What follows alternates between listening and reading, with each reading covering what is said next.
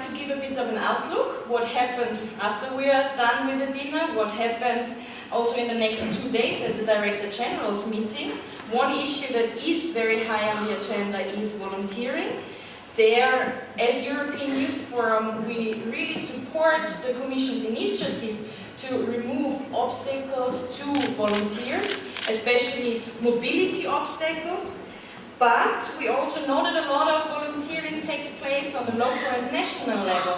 So such an initiative in removing mobility obstacles can only go hand in hand with strengthening the rights of the volunteers nationally and with making sure that the organizations that provide young people with volunteering opportunities are also strengthened.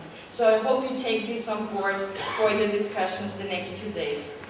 A very important agenda point is of course also the next cycle of the structured dialogue, where the discussion of the new framework for the cooperation in the field of youth will take place. So it will mean a lot to us, but also about the people that are even younger than us.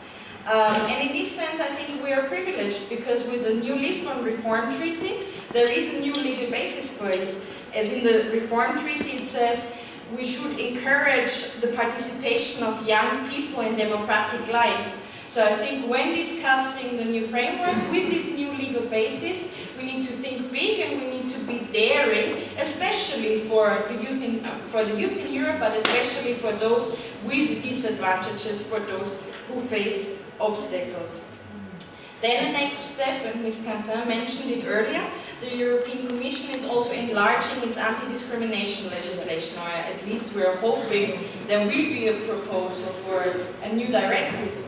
And although it might be limited to disability, which is a very important issue to address, we are still continuing to hope that also age discrimination is included. Age discrimination in the field of goods and services is not yet EU legislation, but is an integral point for young people, and we hope that, although it might not be in your ressort or in your profile, that you can convince your colleagues that this is an important issue to be put on the EU agenda.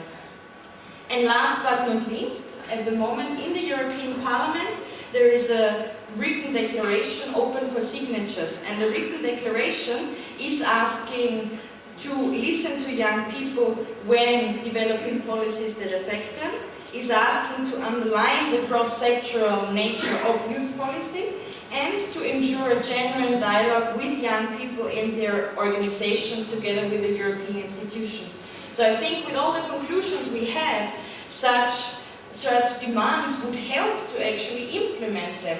And in this sense, I can only say we need you to convince the MEPs from your countries to actually go down and sign this written declaration so that it becomes a success and we get closer to our demands. In this sense, the work in Brdo has maybe stopped today, but the work to follow up and that each and every one of us make sure that our conclusions are implemented starts probably after dinner. So thank you very much for your work, and I hope that we work together and make a good team for implementing all our ideas and visions. Thank you very much.